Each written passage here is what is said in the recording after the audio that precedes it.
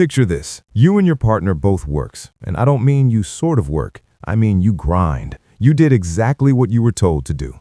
You got the degrees, you got the good jobs, you combined your incomes into this impressive-looking number that puts you statistically in the top 20% of earners in your city. On paper, you are rich. You are the American dream. But then you look at the available balance.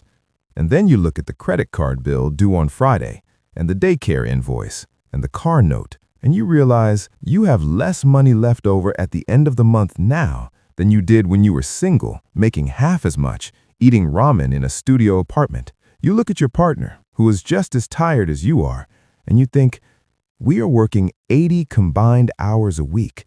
We bring in 2 full salaries. Why does it feel like we are one bad transmission repair away from total disaster? If you have ever felt that specific type of panic, the panic of making good money but feeling completely broke, you are not crazy, and you are not bad with money. You are caught in a mathematical trap that has been tightening around the middle class for 50 years, and today we are going to break you out of it. My name is Moo, and I spend way too much time thinking about why 2 incomes leave you broker than 1, a phenomenon known as the 2-income trap. Here's the thing. Most people think financial freedom is just an income problem. They think if we just made $10,000 more, we'd be fine. But I'm going to show you why that is mathematically false. I'm going to show you why doubling your income often triples your risk of bankruptcy. Let's dive in. Look, we have to start by dismantling a belief that is programmed into us from birth. The belief is simple. 2 paychecks are safer than 1. It makes intuitive sense, right? It's basic diversification. If I have 1 stock, that's risky. If I have 2 stocks, that's safer. If one person loses their job, we have the second salary to fall back on. But that's not what the data says. Back in 2003, before she was a senator, Elizabeth Warren, yes, that Elizabeth Warren, wrote a book called The 2-Income Trap. She analyzed thousands of bankruptcy filings. And here's what she found. It's the kind of statistic that makes you stop and reread it 3 times just to be sure. Families with 2 earners were nearly twice as likely to file for bankruptcy as families with only 1 earner. Let that sink in for a second. The families who were working twice as hard were failing twice as fast. Now you might be thinking, come on, Moo, that's because those people were buying jet skis and going to Disney World every 6 months. Lifestyle creep. No. That is the lazy explanation. That is what financial gurus on TV scream at you so they can sell you a budgeting app. The reality is much darker. The reason 2-income families are going broke isn't because they are spending money on shoes and lattes. It's because the price of admission to the middle class has fundamentally changed. To understand this, we have to go back to 1970. In 1970, the typical middle-class family had 1 earner. Usually the dad. The mom stayed home. Now, I'm not saying that was better socially. We've made huge strides in equality. But strictly financially, look at the structure. Because they lived on 1 income, that family had a built-in safety valve, an insurance policy. If the dad got sick or laid off or the economy tanked, the mom could step into the workforce. That potential second income was a reserve tank. It was unused capacity. Fast forward to today. In the modern household, both parents work. That reserve tank, it's gone. You are running the engine at 100% capacity just to pay the bills. If one of you loses a job now, you don't fall back on the other salary. You fall off a cliff because, and this is critical, you have built a life that requires 2 incomes to sustain. And this is where the math gets really interesting, or depressing, depending on how you look at it. Let's look at where the money actually goes. Imagine a couple. Let's call them Jack and Jill. Jack makes $60,000. Jill makes $60,000. Combined, that's $120,000. In their minds and in the eyes of the bank, they're wealthy. They have 6 figures coming in. But let's look at the marginal utility of that second income. Let's say Jill is the second earner for the sake of this math. When Jill goes to work to earn that extra $60,000, she doesn't bring home $60,000. First, the tax man comes.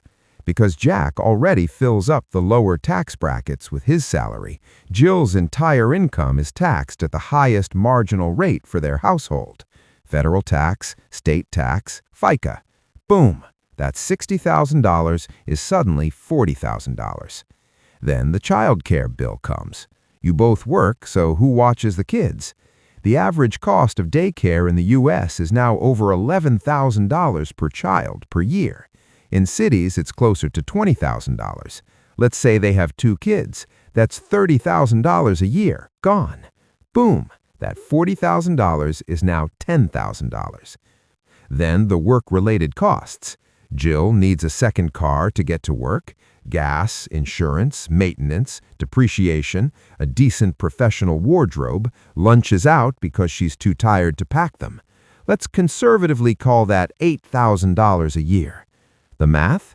$60,000 gross salary, minus $20,000 taxes, minus $30,000 childcare, minus $8,000 commuting/work costs equals $2,000.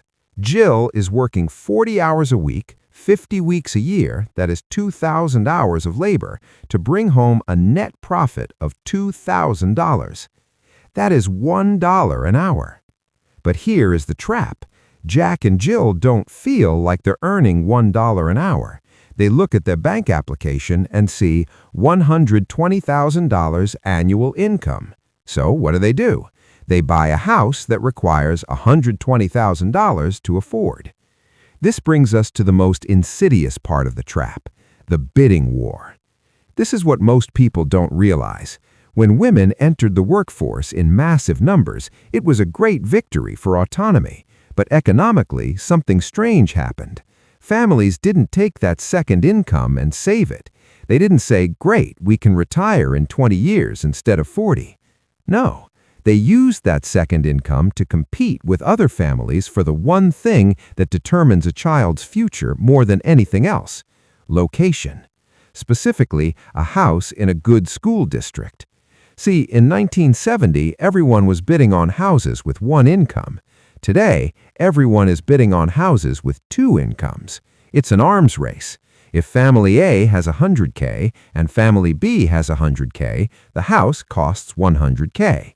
But if Family A suddenly has $200K, Family B must also find $200K just to stay in the same neighborhood. The house hasn't changed. It's the same 3-bedroom ranch from 1970. The school hasn't changed, but the price has doubled, not because the house is worth more, but because the families fighting for it have more cash to throw at the problem. So all that extra money from the second earner, it didn't go into savings. It didn't go into vacations. It got absorbed into the walls of the house.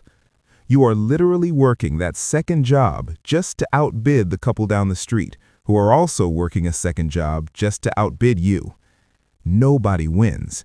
The only winner is the bank collecting the interest.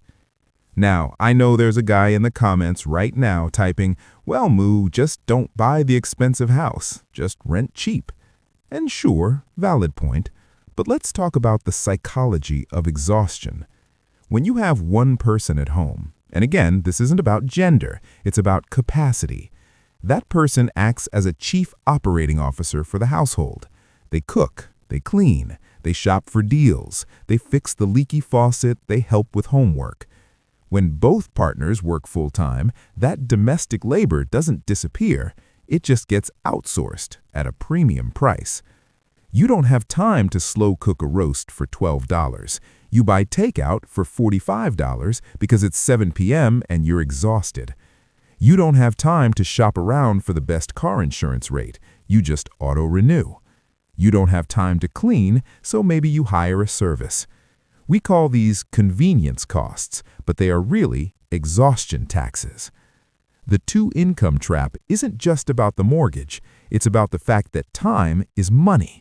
And when you sell all your time to your employer, you have to spend money to buy back the basic functions of your life. So you have higher fixed costs, the mortgage, higher operating costs, childcare or outsourcing, and, here is the kicker, zero flexibility. If you are a single person living on $40,000 and you lose your job, you can crash on a couch, you can eat rice, you can adapt. But if you are a two-income family with a $4,000 mortgage and $2,000 in daycare fees, you cannot adapt. Those bills are fixed. The bank does not care that you are burnt out. The daycare doesn't care that you got laid off. You have built a high-speed train that cannot slow down without derailing. And that is why two-income families are stressed out of their minds. They are walking a tightrope with no safety net, carrying a heavier load than anyone before them. Now, you might be thinking, okay, Moo, this is depressing. Are you saying women should go back to the kitchen? Are you saying we shouldn't strive for high incomes? Absolutely not. That's the wrong takeaway. Earning money is great. Two incomes can be a superpower. The problem isn't the two incomes. The problem is combining the two incomes into one lifestyle.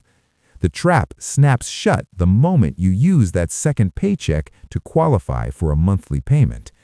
If you use the second income to buy a Tesla, you're in the trap. If you use the second income to qualify for a jumbo loan, you're in the trap. But if you can restructure your life, you can turn that trap into a slingshot. So, how do we fix this? How do we escape the trap? I'm going to give you a strategy that is simple to understand, but brutally hard to execute.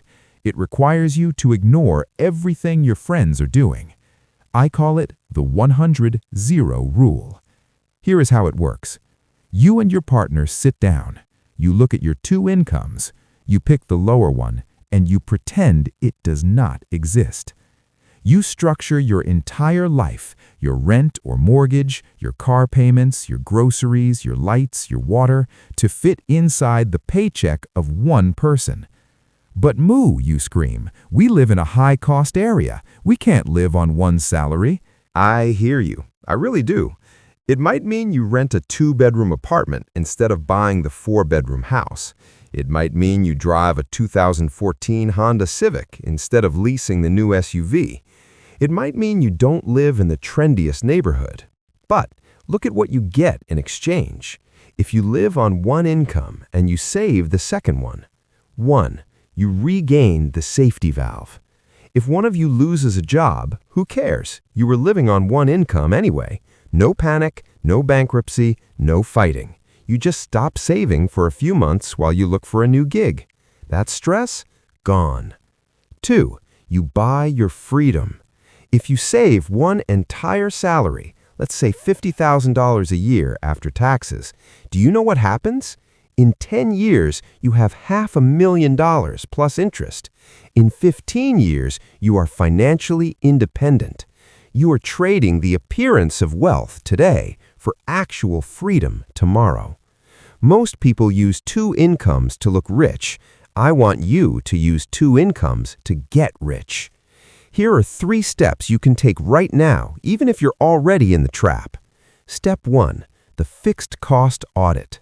Look at your bank statement. Highlight every bill that must be paid every month. Mortgage, cars, insurance, debt minimums. If that number is higher than your lowest earner's take-home pay, you are in the danger zone. You need to start cutting. Step 2. Cap the big 3. Housing, cars, food. These are the budget killers. If you are about to buy a house, stop. Ask the bank, what can I qualify for with just my partner's income? Buy that house. If you have 2 car payments, sell 1 car. Get a beater. I'm serious. A $500 car payment is a shackle on your ankle. Step 3. The escrow trick. If you are disciplined, do this. Have the second partner's paycheck direct deposited into a completely separate savings account that you do not have a debit card for. If you never see the money in your checking account, you won't spend it. Treat it like a tax. It's gone. It's for your future self. Here's what I want you to take away from this. The system is designed to take your money. The banks, the realtors, the car dealerships, they all want you to maximize your monthly payments based on your gross household income. They want you fragile. They want you stuck in a job you hate because you can't afford to miss a payment.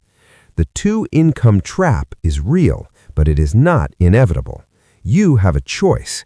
You can participate in the bidding war, stressing yourself out to buy a status symbol that keeps you broke, or you can step off the treadmill. You can decide that peace of mind is worth more than a granite countertop. It's not easy. Your friends might think you're weird for living in a smaller house than you can afford.